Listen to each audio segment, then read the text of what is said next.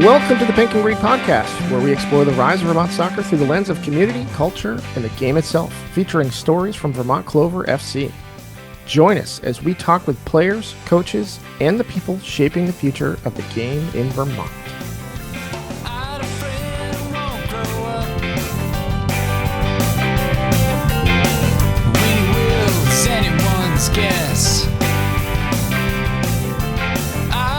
Welcome to the Pink and Green Podcast. I'm AJ. And I'm Chris. Chris, how are you doing? I'm okay. This is one of those episodes that's actually going to be kind of timely. And we are recording this on Sunday, the day after we just lost 2-1 in the final of the New England Cup. Yeah. And then still it's still kind of hitting pretty hard, if that makes any sense. Yeah. So I'm still kind of wrestling that emotional bear down to the ground. And it's also, that's also the end of our first season proper. Mm-hmm. So I'm still kind of wrestling that emotional bear to the ground. And now I'm right in the transition phase, right? Where I'm like, now I need to start turning my mind towards other things. So I don't have any pithy thought for this morning. Just that. You're sitting with a lot, so I can see why there's no room for a pithy thought today. Yeah, maybe here's the thought. Actually, here's the pithy thought, and it just came to me, is I think that success is really based on how well we're able to sit with things and transition while also sitting with things. Yeah. So maybe it's not sit with things, but walk forward with things. Yeah. Yep. Yeah. How do you like that? I like it. I like that a lot. All right. We're doing something a little different today. Mm-hmm. I'm very excited about it. You're in the hot seat. Mm-hmm. It's true. I think we've learned a lot about you kind of passively throughout, the interviews. We're talking about how Clover got started, and obviously you're a big part of that. So, but we're going to focus a bit more on you and your background today. And in the latter half of the episode, I think we're going to kind of recap this whole season, because we're sitting with those thoughts, those feelings and stuff like that. So it's a good time to talk about it while we're fresh on it, rather than, a month from now. Yeah. It feels weird to do all this autobiographical stuff on my own podcast, because right from the beginning, we've always said we don't want it to be about us. We want it to be about the people coming on here and all that, and Vermont soccer. And okay, I'm a piece of Vermont soccer, but I always feel like I just don't want it to be about me. Sure. But here we are talking about me. What I've learned is to say that you are a piece of Vermont soccer is a massive understatement. I don't think that's true. Come on. Okay. All right. Today's guest is someone from Pink and Green, or that someone Pink and Green listeners might already know, but not perhaps quite as well. Chris George is the general manager and co-founder of Vermont Clover, and ordinarily, he's my co-host on this podcast. He brings more than 25 years of coaching experience across youth, high school, and collegiate levels. A two-time academic All-American at Green Mountain College, Chris later returned to his alma mater as head men's coach and director of soccer. His career also has included collegiate coaching positions at King's College and SUNY Adirondack, along with many years developing players in Vermont through Far Post and Queen City in the ODP program. Yeah. At Middlebury Union High School, Chris led the boys program to 35 wins, 2 Lake Division championships, and 3 consecutive state semifinal appearances, earning Coach of the Year honors not once, but twice. Today, he's the founder and director of coaching at Monarch Soccer Club and the head men's coach at Paul Smith College. In his first season at Paul Smith, he led the Bobcats to the first national tournament appearance in program history and was recognized as part of the USCAA Division II Coaching Staff of the Year. Now, he brings all that experience to Vermont Clover FC, helping create new opportunities for Vermont players to continue competing and develop here at home in our brave little state. And for once, sitting in the guest chair instead of next to me as a co-host, Chris George, welcome to the Pink and Green Podcast. Thanks. It's like being welcomed into my own house. Did you write all that stuff? So yeah, yes and no. So I do a lot of work with AI. But I don't just say, oh, AI, go do this thing. I massage it. I come up with appropriate prompts. I review everything before I sit there and read it. And I will go and fact check things to make sure that it's pulling actual information and not just making shit up. Yeah, that's true. I think that's a really good thing. We had a pretty good last season too at Paul Smith's. I'm really proud of the work that we're doing at Paul Smith's. Yeah. Really. I mean, it's not in Vermont. We do have a Vermonter on the roster, but I'm really, really proud of the work that we're doing there. And the reason is because I think that, I coach in a lot of different areas, right? I coach kids, primarily kids, right? But I coach in the youth club space. I coach in, the ODP program. I've coached at college, and this is the first time that I've really felt like everything I've learned over all the years, I'm able to apply in a truly holistic way. Sure. Like I'm finally smart enough to actually be okay at this. Is kind of what I feel about it. Well, I think you're more than okay at it. No, you know what I'm saying though. Like, yeah. Like I had, and the reason I say that is because when I was in Middlebury, I had never coached the high school team. Yeah. I'd coached plenty of youth teams. I'd coached plenty of players that are that same age of all different levels. I'd coached college teams at that point. I'd coached a JUCO team at that point, but I'd never been the head coach of a high school team.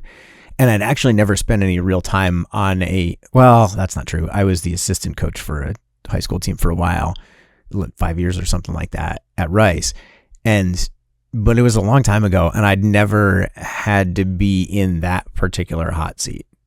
Right. Gotcha. So I was kind of like learning as I went along a little bit, even though like the soccer is the soccer. If there's anything I want to impress on people is like the on-field soccer stuff is like 10% of the job of any coach. Is the easy part too. It's, that's the easy part. It's all the other stuff. So I was learning that as I went, and I didn't feel, and because I was kind of learning as I went, I didn't necessarily feel like I was able to bring in all of the stuff. Mm-hmm. But here at Paul Smith's, I was able to, and instead of, we could talk about Kaizen and all that stuff if we want to, but maybe that's for later. Well, I want to start, where we kind of start with some of our other guests. Like, when did you know that soccer was this thing that you wanted to do? When did you know that football is life? I don't. I can't. I don't know. I don't have any idea actually. And I say that because I always loved to play it. Yeah. But I also really loved to play basketball when I was younger, right? And there's similar games with like similar, but I just really loved it. And then with a little time away from the game, I got back into it, coaching. A friend who had just graduated from college was coaching this team in a club that we had both played in when we were younger, and he kind of needed an assistant, and I wasn't really doing anything, and we just started doing that together, and we were not very good. Like the team was okay, but we were very young, and what we thought about coaching, we'd not had any training or anything like that. We had just played, I got bit by the bug, and I just wanted to keep doing it. Nice.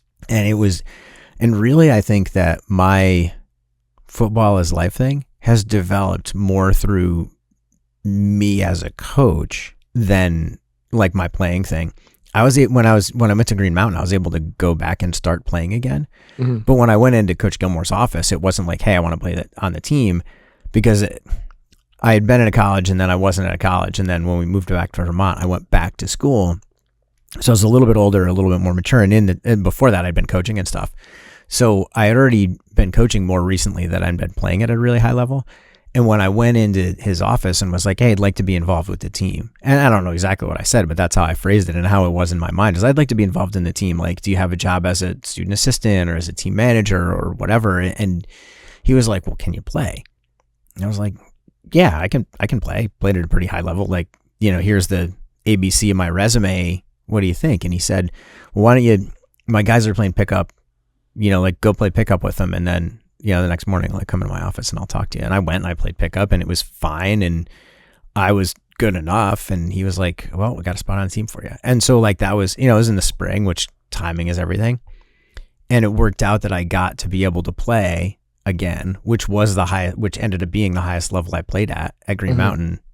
At the time, the college was in the NAIA transitioning to NCAA Division III. So our schedule was like all D2. So we played a lot of the Northeast 10 schools, Stonehill, Franklin Pierce, whatever. But we also played the Vermont schools, Johnson, Linden, Castleton, whatever. So it was this is a pretty high level.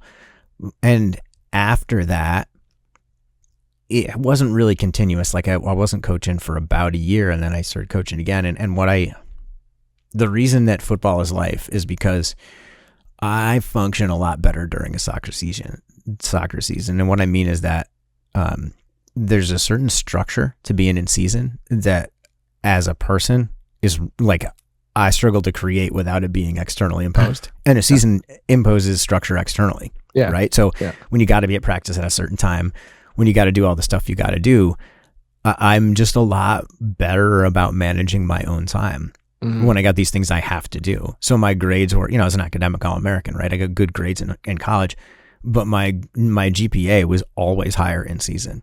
Even though I had less time to do all this stuff, you just have to manage yourself better. There's no like wait till the last minute and then be like, yeah, whatever. You can't do that in season. You have to you have to proactively, well, I did anyway, proactively kind of manage out, okay, if this thing is due on this day and this thing's due on this day and this thing's due on this day and this is what our schedule looks like, I really need to start working on this thing here. Yeah. Kind of thing. And that for one of the skills that college athletes are in demand to be hired by all sorts of companies. And I think that the time management thing is the biggest thing. This successful student athlete has to manage their time like no other college student does. Because you just don't have, like, the time just isn't yours all the time, especially in season. So I think that's a real asset. Talk to me about Chris George, the soccer athlete, right? Like what were you like as a player coming up? Yeah. Like favorite position, what'd you like about playing the game? Yeah, I was when I was coming up until college, actually, I was a goalkeeper. And so you learn a lot about how the game works from back there. And I was lucky to work with some like really high level goalkeeper trainers. And I really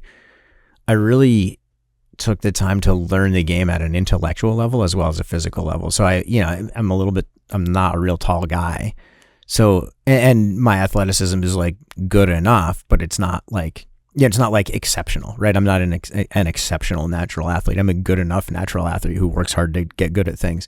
So I learned pretty early that what I really needed to focus on was understanding how to run a defense well enough to just see as few shots as possible, right? Because making a big save is cool, but I'd rather just like have an easy time back there and not have to make saves. Right. Especially as a smaller guy, like you just can't do the things as well as some of those. You just you can't bail yourself out of trouble in the same way a guy who's 6'5" can. If I'm 5, I self-identify as 5'9", but I'm not quite, right? So like, I just can't get myself out of trouble in the same way a guy is 6'1", 6'2", 6'3" can, because they're just longer, right?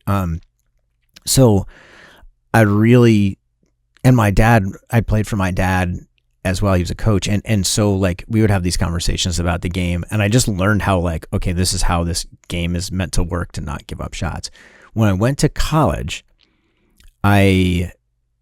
there were already 2 goalkeepers on the team. So when I talked to Coach Gilmore, I was like, I could be the goalkeeper. I could be the goalkeeper. And maybe I was good enough and maybe I wasn't at that point, but this is like not the point. The point is there was already a number 1 and there was already a guy who was like kind of 1B, and it's just like, we don't need that.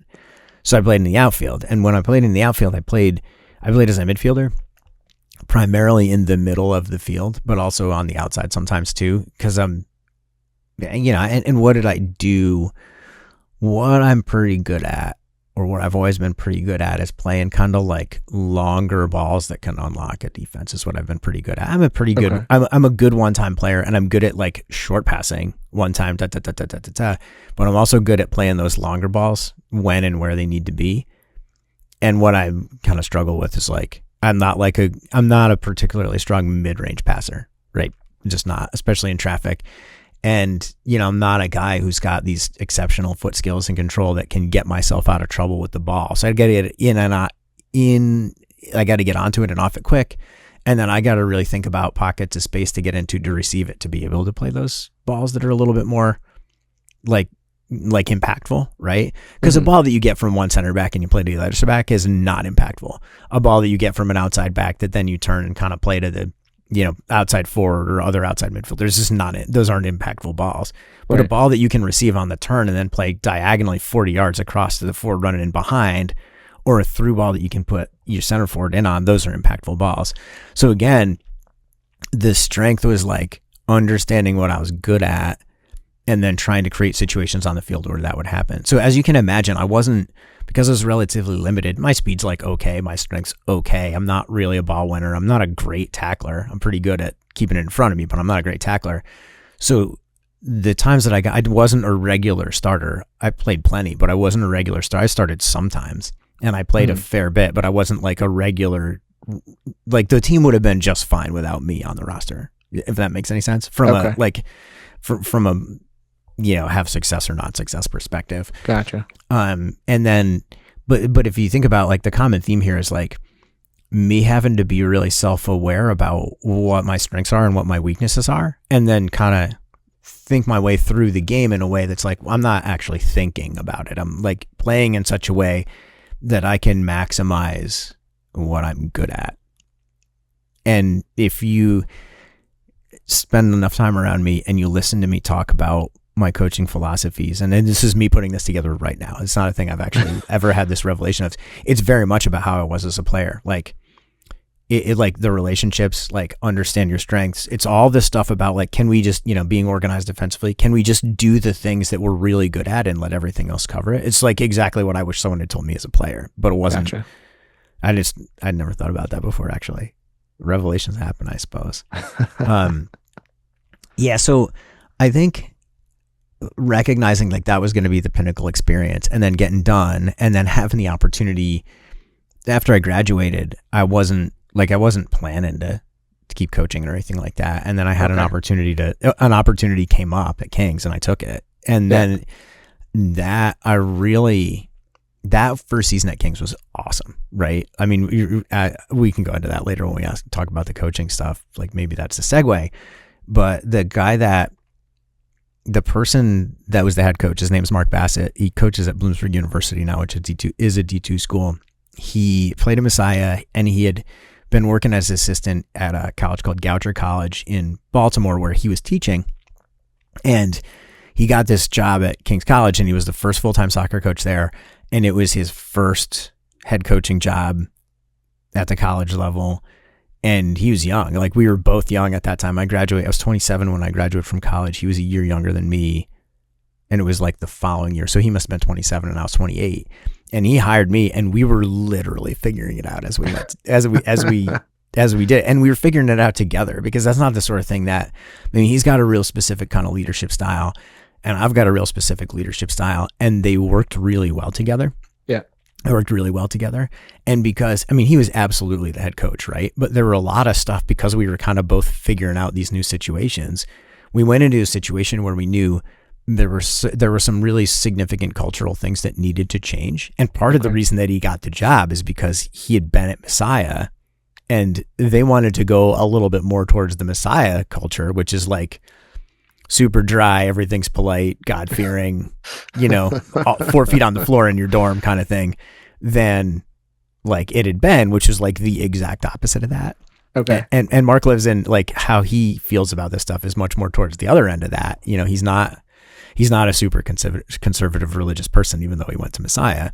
So we knew there were things we had to do, and we knew that there were cultural things that we had to fix. And so again, like every situation that came up as a head coach was brand new for him, and we were working on that together. So I learned so much like with him and from him, right?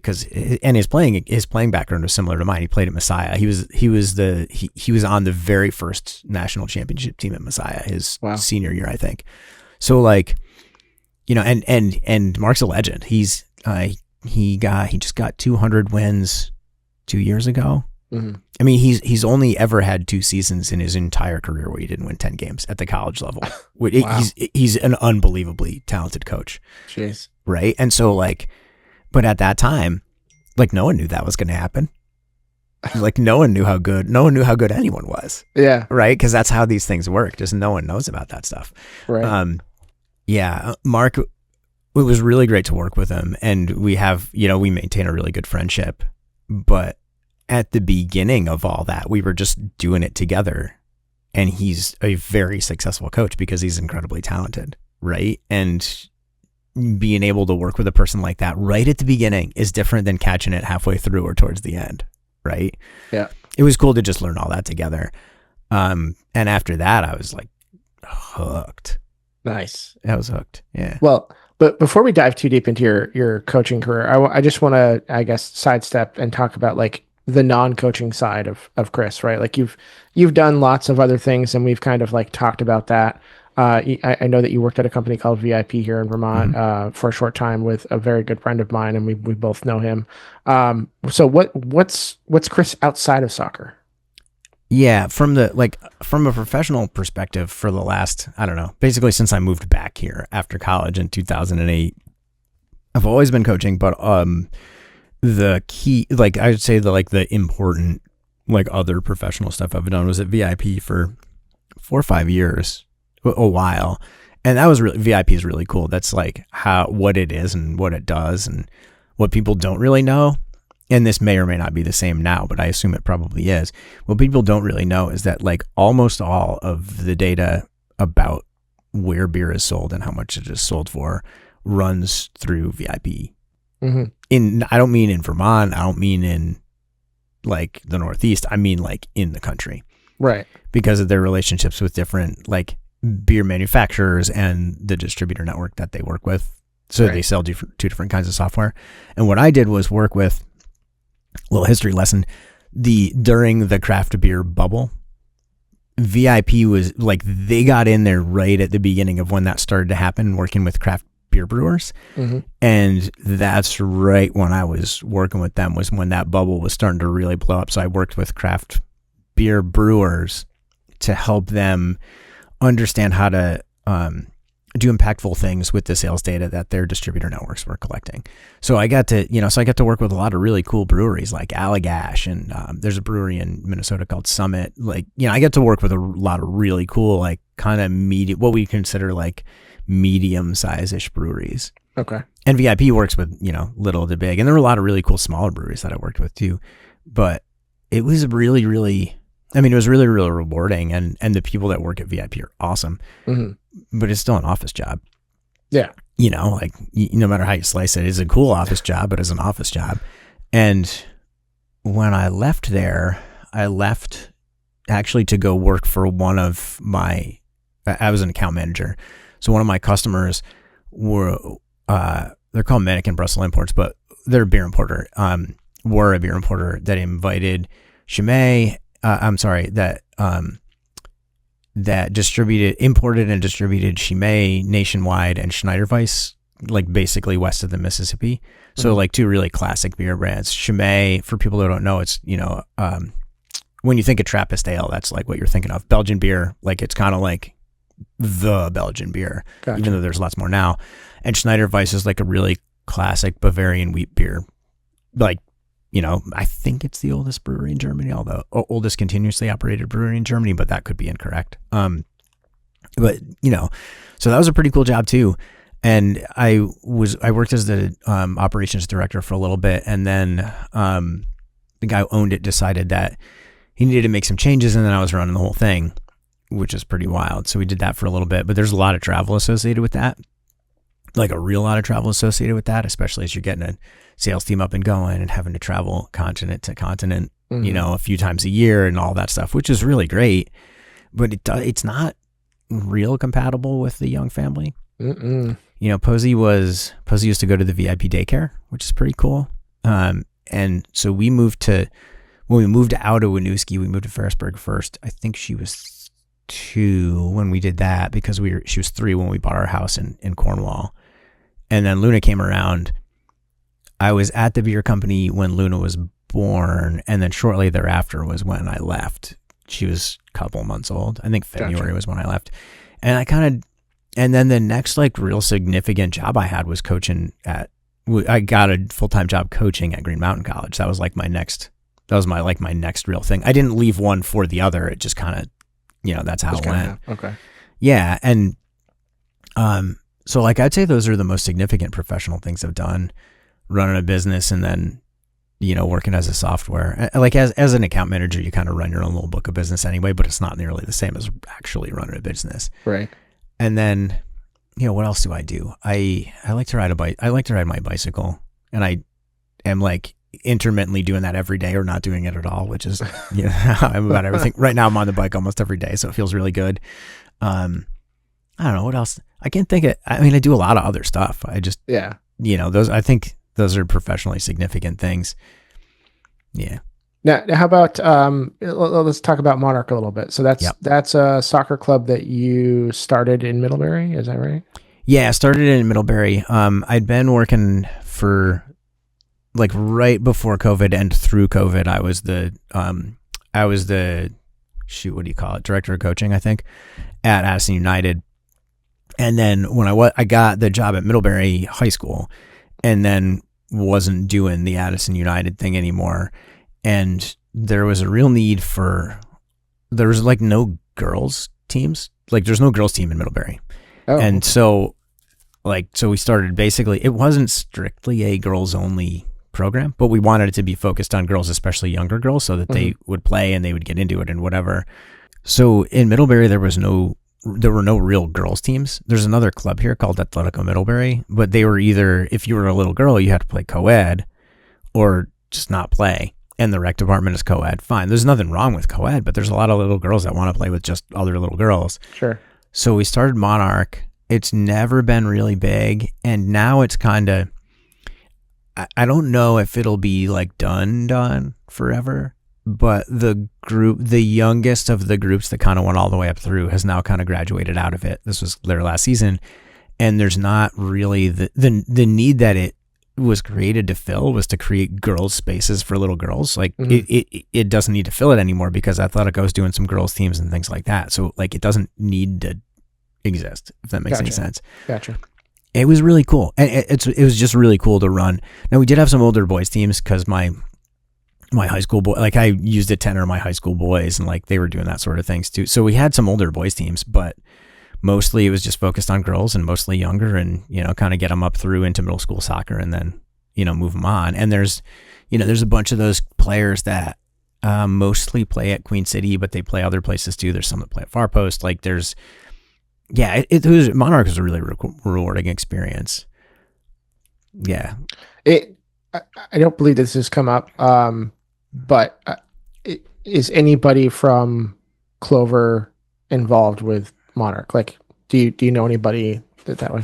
No, not really. Okay, all right. The other person early on, there was a guy named Santi Fernandez who was, when I got hired at Middlebury, we hired him as the JV coach initially. He's a really talented goalkeeper coach, and he's a talented ski coach. His main hustle is he's one of the assistant ski coaches at Middlebury. He coaches at Norwich now. So there are some connections to other programs that kind of started with Monarch. So he worked for me at the high school, and then we brought him on to do Monarch for a couple of years. Mm-hmm. And now he coaches some Queen City stuff. I think he did a little bit of ODP stuff. He does a bunch of stuff. And he goalkeeper coach, ski coach, whatever. And he does stuff with Vermont Green too I don't know exactly what he does now, but he used to be like he used to like take the book and run the clock and that sort of thing. Okay. Kind of what I do on the sideline is like Gotcha. What he's doing for them, or was anyway. Yeah. All right. Let's see here. You have coached like a wide range of ages. What's the different and what's the same, kind of across all of that, if you had to summarize it? I think that it's all the same, but it's all different depending on what age. Like we talk a lot in just like human development of ages and stages. And I think that what's really important is to be mindful of is like, what is going to be really engaging for a child this age? Yeah. And let's have soccer. And how does soccer fit as an engagement point, right? So like when you think about little kids, like they just want to run around and kick at the ball and they want to have it, right? So like how can you design around that, right? Older kids, like especially girls, they want to like really feel like valued members of a team. Like, so how do you like really lean into the team stuff? So everything is like the through line is like the soccer and the teamwork and all that stuff, but like every age kid is different. And like elementary kids are different than middle school kids, are different than high school kids, are different than college kids. And when they're younger, what I've noticed, when they're younger, there are less differences kind of by gender. Like boys girls is like slightly less. I mean, girls want girl spaces, boys want boy spaces. Like that's a given. And there are exceptions where like some girls want to play with boys, and I don't know of an exception where there's like a boy that wants to play with girls. I've never run across that exception, but I'm sure it exists somewhere. Sure. So that's always a thing. And girls are always more comfortable in girls spaces, and boys are always more comfortable in boys only spaces, right? It's like, that's a thing. But as you get older, I think some of the differences in management is when you start to see that a little bit. Like coaching college women, which you've done as a head coach, and coaching college men, it's different. How the team environment has to be, how you run the team environment's got to be a little bit different, because those athletes have like completely different needs. Not necessarily from a social perspective. They still, what's important is at every age, is like, we've talked about this a little bit before in the past, like the river. Does every player that's playing for me feel relevant, important, valued, empowered, and respected? If the answer is yes, then you're doing good. But how a college age woman feels the river is a little bit different than how a college age man feels the river. If it's 95% the same, 5% is where the actual magic happens, right? Yeah. So if you just, and there's a lot of ways to do it and be effective, but you have to, at the end of the day, if you're like, what does my team need and want from me? Then you're doing it right. I think every coach has kind of age. I mean, any good coach can coach any age, as long as like recognizing here's what the ages and stages are, right? Like if you're taking a college session to 8-year-olds, that ain't going to work. Just like if you take an 8-year-old session to college guys, actually sometimes that does work, but like it never works. I do a lot of fun stuff. Like one of the things we'll do for both fitness and kind of skill development is like ball tag. Like we'll do that for, run around, hit your buddy with the ball, like kick it at him, or like throw it at him. We do that kind of stuff because it is just fun to play. I mean, you don't work soccer games, you play soccer games. So like keeping the play in, it's really, really important. But I think every coach really has certain sweet spots that just work best with their natural personality, their natural coaching style, and all that stuff. And the real sweet spots for me are, let's say, high school, like older high school into college age. So let's just say like 17 to 25 for men, right? Very specifically like 17 or maybe 16 to 25, whatever, but like that kind of age group. So older high school and college. And also, and it's a different kind of like side of who I am as a coach, but also like the older middle school ages of girls is another really sweet spot for me. Like 13, 14 girls is another, 12, 13, 14 girls is another like kind of real sweet spot for me. And by sweet spot, I mean, those are like in those ages, and also at the college, like those are always where I've had the best results. Okay. Like in a relative sense, like, so the teams tend to be better than I get. Like, look, can I coach a 15-year-old boys team or girls team? Yeah, absolutely. Sure. But just the nature of how that is, I'm going to get slightly better results with, 13-year-old girls than I am 15-year-old girls. It's just the way that it is. Okay. I gotcha. And I think every coach is like that too. There's certain groups that you're just good with because it's an age and stage thing for how you show up. Really works with those. And I think coaching middle school kids is actually really fun. Boys and girls, because they have real specific things. Like, maybe this is me like getting out maybe it's me onto a soapbox, but I think one of the things that's missing in kids' lives, particularly middle schoolers and high schoolers, is that like they don't have a lot of adults in their lives who treat them like human beings, like just straight up with respect, co-equal creators of this shared space. Right. They're just being told what to do by everybody in their lives, often in ways that feel pretty arbitrary, right? Their parents are telling them to do this or not do that. Their teachers are telling them to do this or not do that. And like, all those rules exist for a reason. They're not arbitrary, but they can feel pretty arbitrary to a 15-year-old kid or a 14-year-old kid. So I think that showing up in the way that those kids really need you to do is like, and I'm pretty good at just showing up, being comfortable. And this is the other thing, especially with middle school kids. I was listening to Al's podcast the other day, and he alluded it to a little bit, like that distance that he feels like when he's coaching, and like, his development work with Brian on that distance, right? Those kids, with middle school kids in particular, they don't want any distance at all. Like they really want to feel like you're a part of the thing with them. Right. And I think I'm pretty good at creating that space for them. And that sounds like maybe there's no discipline at all, but I think that it is when you're in it with them. and you're co-creating it, like, and you ask them to help set what does discipline look like, they're all in on it. Like, I just don't have, people talk about like having problems with teams and whatever, and I can't think of a team in a really long time that I've had like problems with. Gotcha. I just want to have a good time, and I try to manage around what's going to be the best time for everybody here. Yeah. I didn't answer your question at all. But. No, you did. You definitely did. All right. So we're, a little over a half hour into this thing. Let's kind of transition to the end of the first Clover season. So first of all, how you feeling? I'm pretty disappointed, honestly. And like, I want to draw a distinction between like in the moment versus overall. Sure. I'm over the moon at how well we did. Yeah. And just how it all came together. But in the moment, I'm still kind of working through that disappointment of like, man, a second final, and we also didn't win that one. Yeah. And it was also a close game. I mean, they were both of the finals we played in. Now, I mean, technically 3 if you count the Shaxberry Cup, and I'll count that in there too. Every single one of those were good games. They were games that, like, if you show up for a final, you want that to be like that. Both teams have chances. They both play like, they're roughly equal, right? But it's like, as they say in like the Wrexham documentary and other places, it's the hope that kills you. Yeah. Right. Yeah. So I would almost rather lose 1-0 or 2-0 and get completely outclassed, right? Than feel like, you know what, if this call had gone our way, or if that call had gone our way, or maybe I'd made this tackle or not, then we would have won, right? Like that's the worst part, because then what happens is, and now I'm going to step into the coaching thing again for a second, is like, now you start to go through all these decisions you made, and you're like, okay, should I have brought that guy on earlier? Mm-hmm. Right? Should I have taken, should I have used this guy instead of that guy? And then if you get completely outplayed, you can really just kind of throw your hands up and be like, you know what? We did the best we could. They were better than us, chapeau, moving on. Right.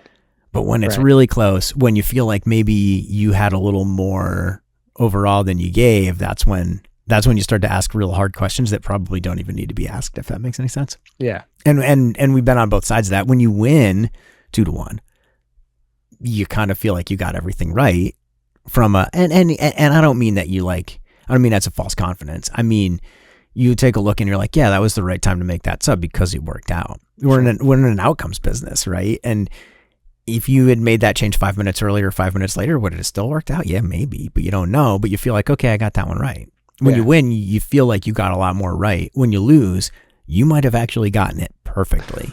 And it just ended up through no action of your own. And I think this is the thing about coaching versus playing.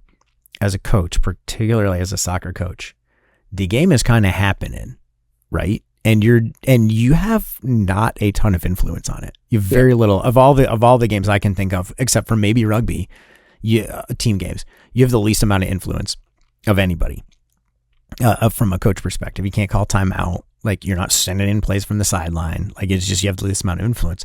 So you just got to trust your guys or your girls, and that they're going to go out and they're going to do the thing. And, you put somebody in there and they just go completely rogue. You're out of subs. There's nothing you can do about that. Right. Like, nothing. Right. Like, everybody just got to sort it out. So I'm kind of working through I'm really disappointed that we lost that game. And it's not disappointed in the guys. It's disappointed in the outcome, not in the process. Right. The process has been awesome. Big picture, it's been unbelievable. Yeah. Yeah. I don't know. But what's been the hardest part of this whole thing? Like, when you and Trey got together and said, hey, let's do this, and then you start doing it, and now here we are at the end of the season. What's been like the hardest thing or the biggest lesson that you learned this year? Yeah, the biggest lesson I've learned is that I need to do, let me start with this. We really flew by the seat of our pants this year.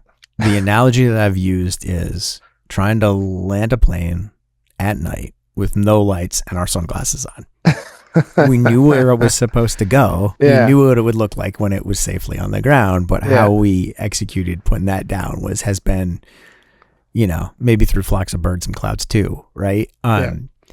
So I think that the biggest lesson I've learned is that there's from a how much time I have, it is limited. I mean, I've always known this.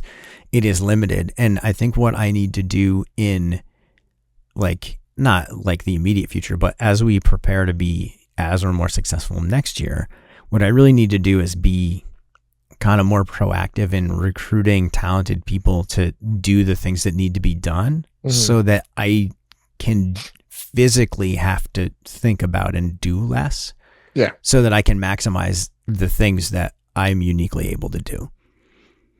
If that makes any sense. Yeah, that makes a lot of sense. Yeah, many hands make light work, right? Yeah. You wore a lot of hats this year and trying to juggle all of that, but at the same time, like this is the very first year. You don't know what you don't know until you get there. And so, yeah, that valuable lesson learned. Well, yeah. And I think also and this is my nature generally to building things is if I put a person in a spot and I don't get it right, I'm feeling kind of locked in there. I'm really loyal to people, so I'm feeling kind of locked in there with that person. And especially when we get up and going with a thing, there needs to be a process of discovery where the talented people will self-identify and the right roles for them will also become clear. Now, part of that means I got to do everything for a minute, not literally everything, but you know what I mean.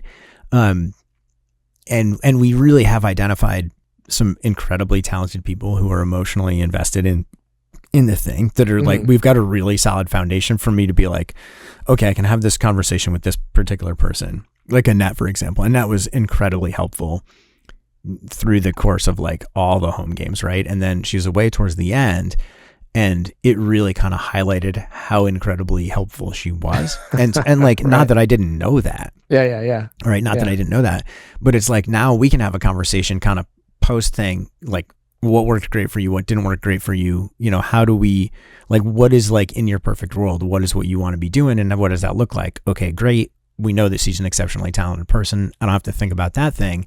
And then whatever's left over, I can figure out how to do that. I can figure out who to do that. Yeah. I can figure out exactly what to do if we're even going to do that. And she's not the only one. I just wanted to use her as an example because, sure, she was at the game yesterday and I was thinking about her a little bit.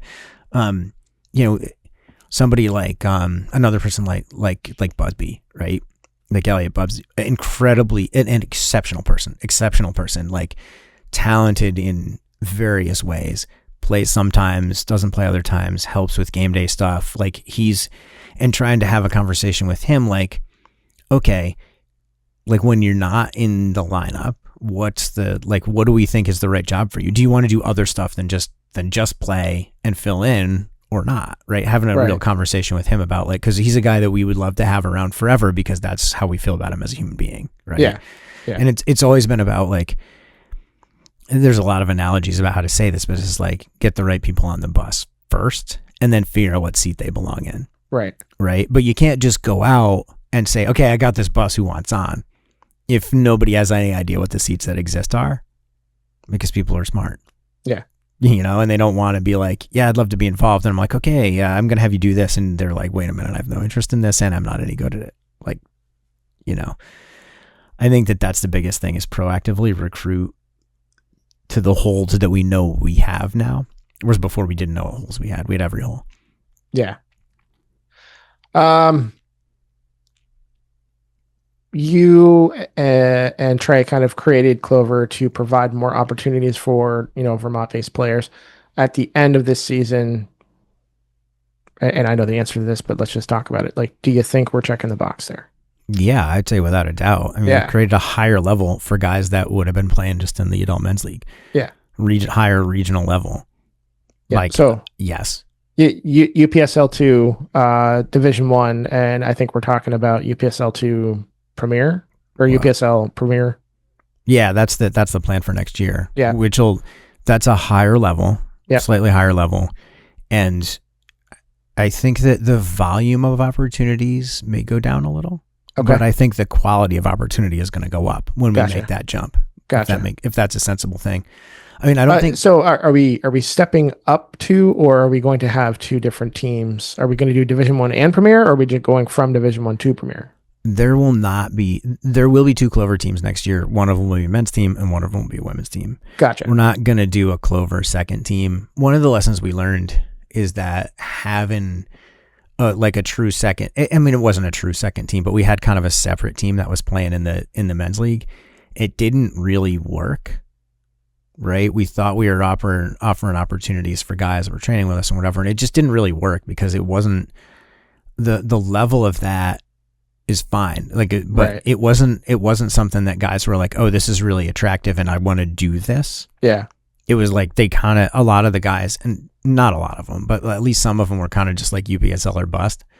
So it wasn't a thing that they really were like, look, they weren't getting up and looking forward to it every day, if that makes any sense. Gotcha. Okay. And it was really hard for us to navigate around how do we do the training environment that everybody's going to be able to maximize it. So that's the thing we gotta. I mean, we Brian and I have talked a whole bunch about exactly how we're going to do that, and I'm not going to share details. Well, sure. Here about exactly how we're going to do that, but it's a thing that we've put a lot of thought into about like how does this really work next year from a day to day, kind of thing. But we don't.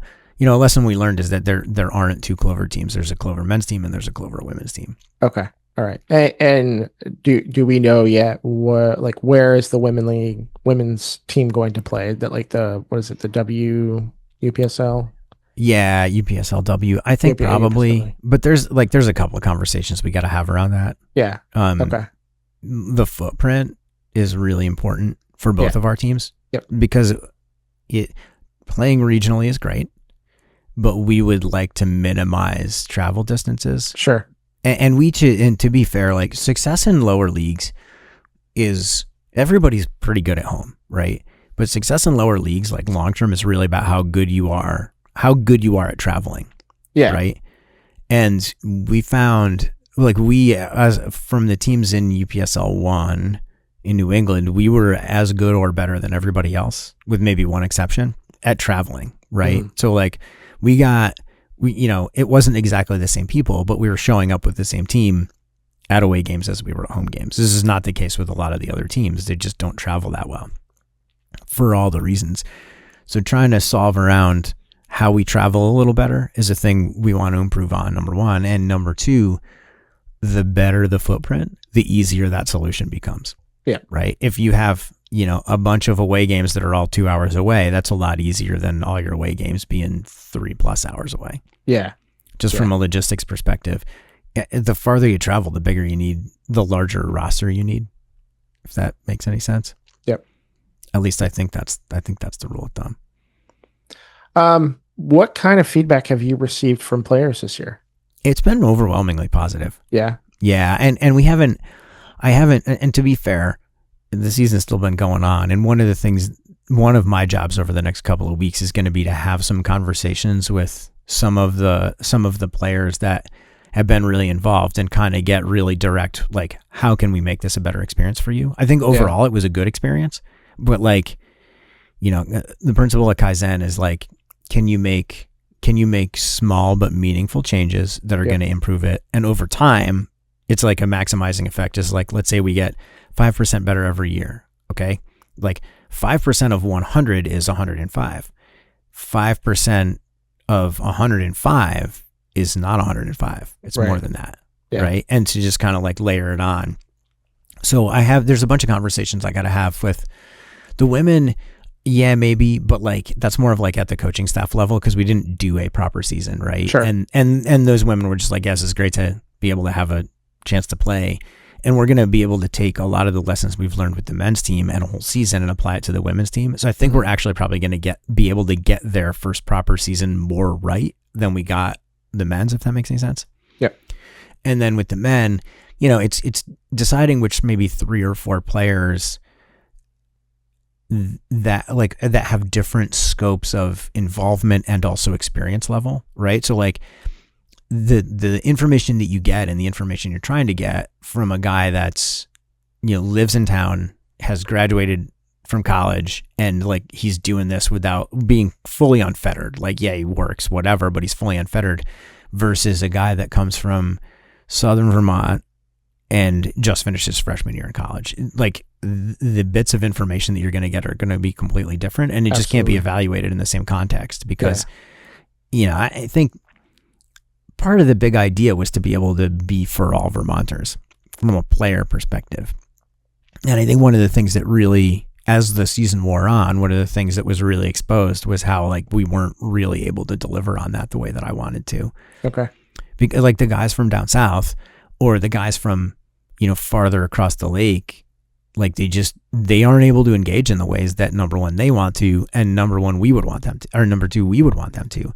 Yeah. So is that a thing where, and I don't know the answer to this yet, because we haven't really thought about it or talked about it, but I'm just going to kind of do this kind of inner dialogue out loud thing is that a thing that we want to say, okay, we have this and you want it, and this is what you got to do if you want to be a part of this thing? Or do we say, all right, we can't really do that for you, right? And everything that comes in the middle, and that's a scale, right? Yeah. It's like, could we work with a housing partner to be able to have, I'm going to call it a flop house, but could we have a flop house with a bunch of beds in it so the guys traveling from far away and a late practice could stay that night and then drive home in the morning? Yeah. Is that a thing? And I don't know if it is or isn't. It's just a matter of like, and also, is that actually a Kaizen kind of improvement? Is it like a minimal input for maximal gain kind of thing? Yeah. In the way that some of the other stuff might possibly be. So as we make this list of like all the improvements we could possibly made, which ones do we want to spend energy on? Makes sense.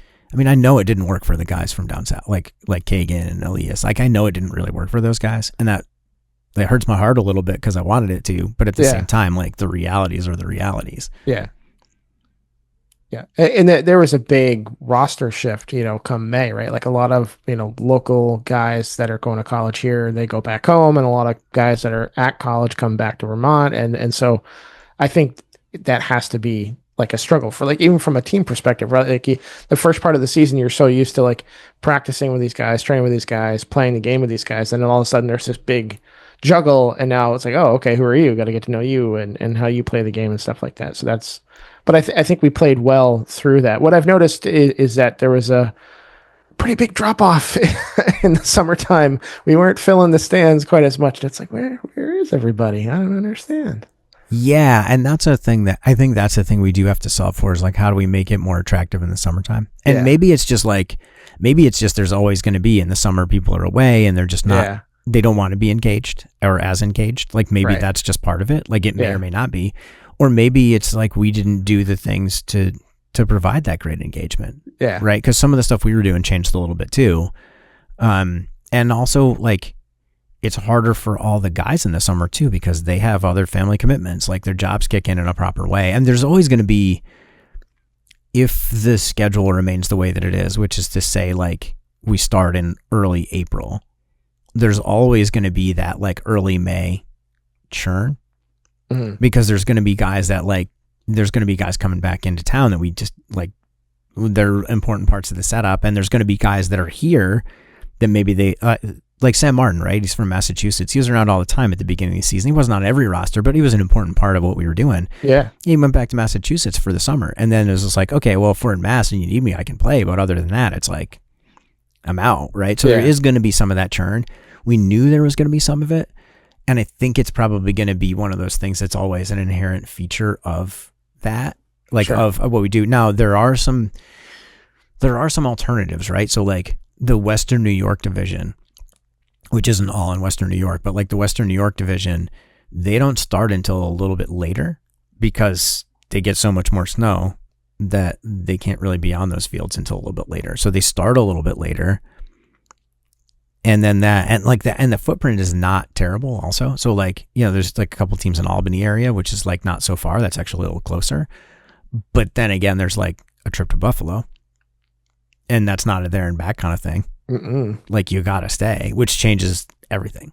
Yeah. Right. So like, that's the sort of thing, like, is it actually better to start a little bit later? Or, like these are the kind of things that we have to think about in a holistic way. And these are decisions that we all, like as a group of people, have to make.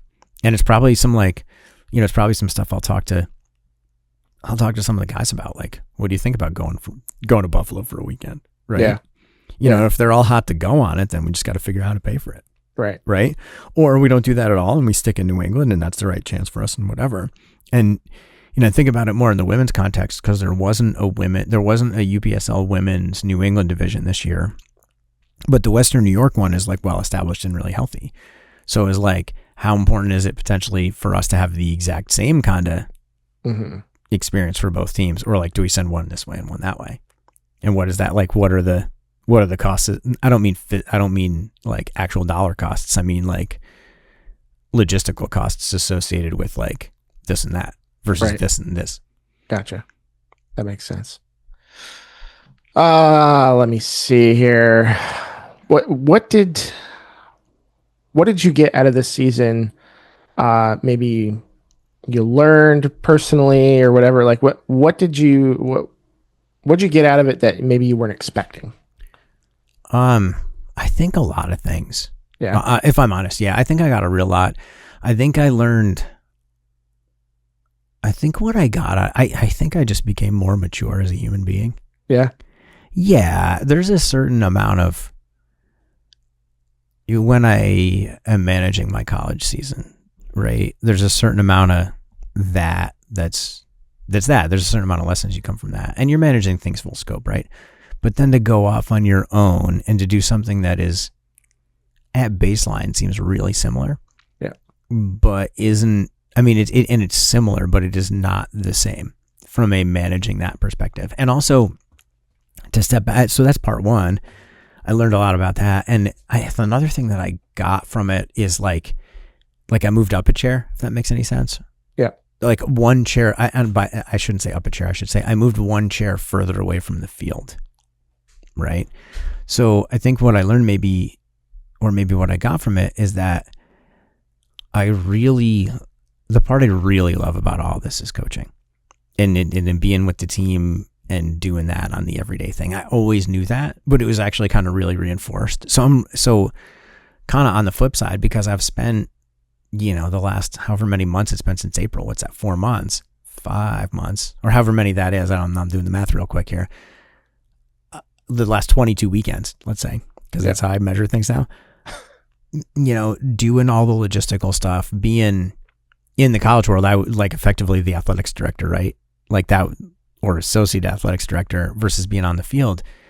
I'm reinvigorated and I'm so excited to just like get back on the field with my guys and like really, really do that, and in a focused way rather than like doing my spring season while I'm doing this other thing too. It's really just reminded me of how much I love to be on the field. And I think that the beneficiaries of that are going to be my guys this fall, because I've got so much energy to be on the field doing the thing, probably more than I've had in probably a decade. Not that I don't have a lot of energy to be on the field anyway, but I mean, just seeing the other side of that, where like I wasn't really on the field and I felt a little detached from the team. That was also by design. Yeah. But to now just be able to know, actually, like I'm in there rolling up the sleeves doing the thing. That's going to feel really awesome. And it's nice. It's like a big mind. It's like a literal switch in my mind. It's like, okay, put this away. Yeah. Into there. There you go. It's a good thing. Awesome. Man.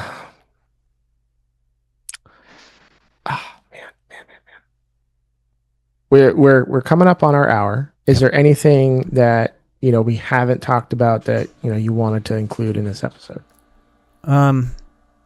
I don't know. The truth is that we're very comfortable with each other now, and we could probably just like turn this thing on and have several hours of our that's random the tough part. thoughts, right?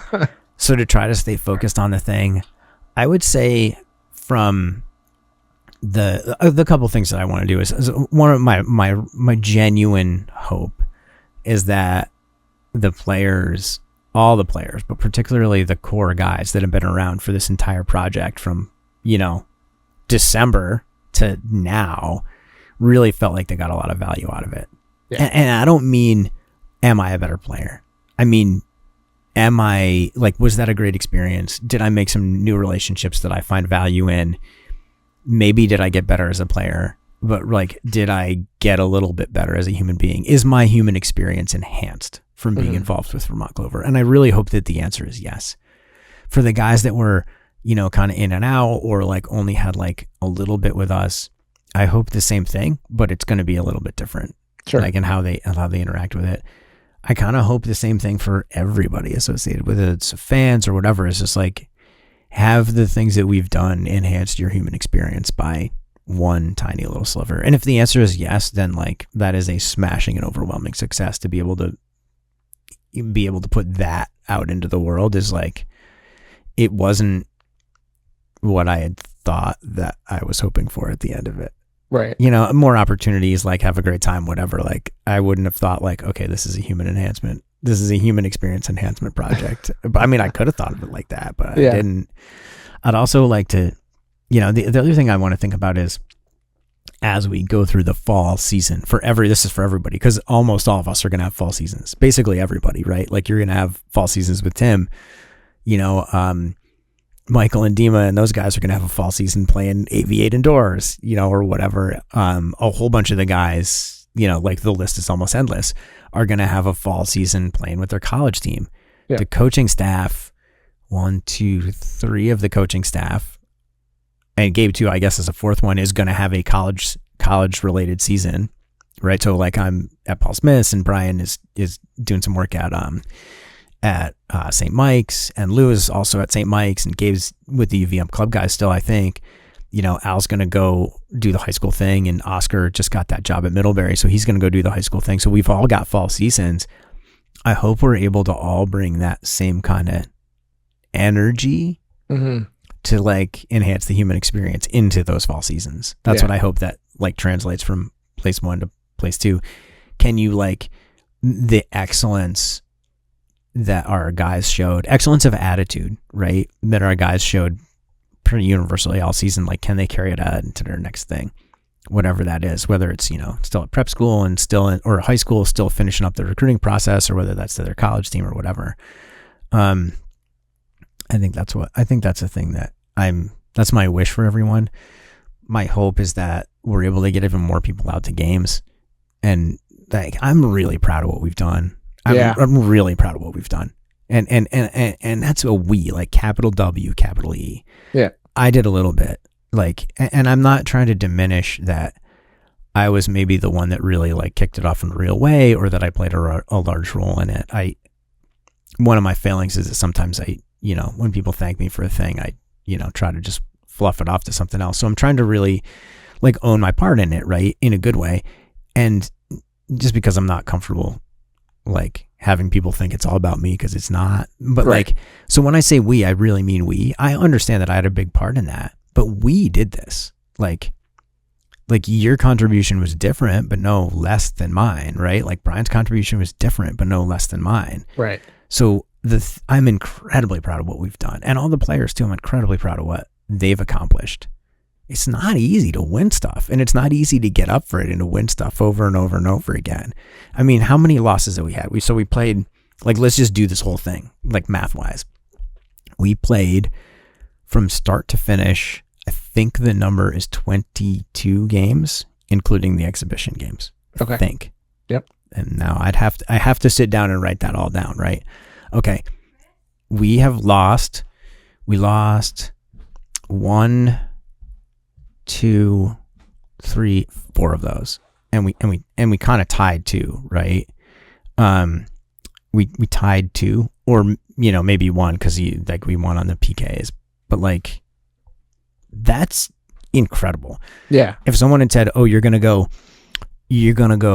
16, 4, and 2 in your first season," holy smokes. Yeah. And winning.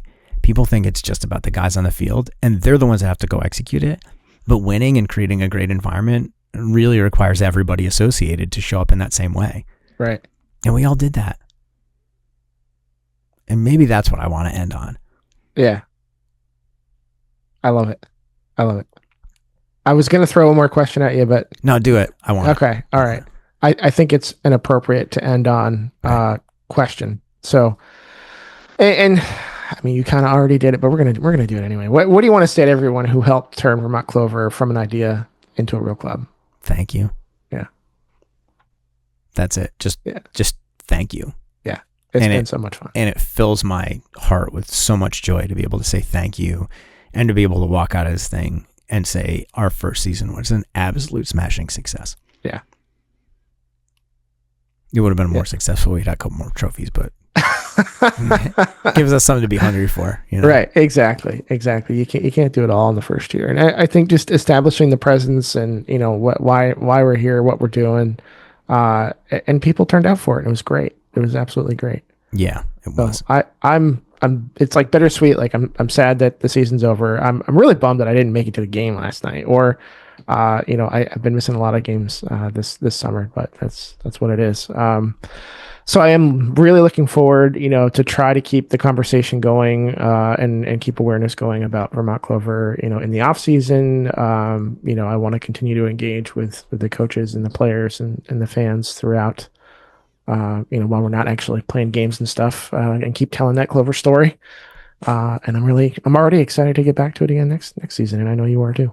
Yeah, me too. We've got some plans. We're working on it. Yeah. Awesome. All right. Well, I think our time is up here. Thank you so much for joining us, Chris. It was so nice to dig into you a little bit more. And I don't think there's anything else left to say other than we'll see you next time on the Pink and Green podcast. We sure will. Thanks again. That's going to do it for today's episode of the Pink and Green podcast. A huge thank you to our guests for joining us and sharing their story. If you enjoyed today's conversation, be sure to subscribe wherever you get your podcasts and leave us a review. It helps more people discover the growing soccer community here in Vermont. You can follow Vermont Clover FC and the Pink and Green podcast on social media for updates, match coverage, and behind-the-scenes content throughout the season. Thanks for listening, and we'll see you next time. Until then, keep supporting local soccer and keep the game growing.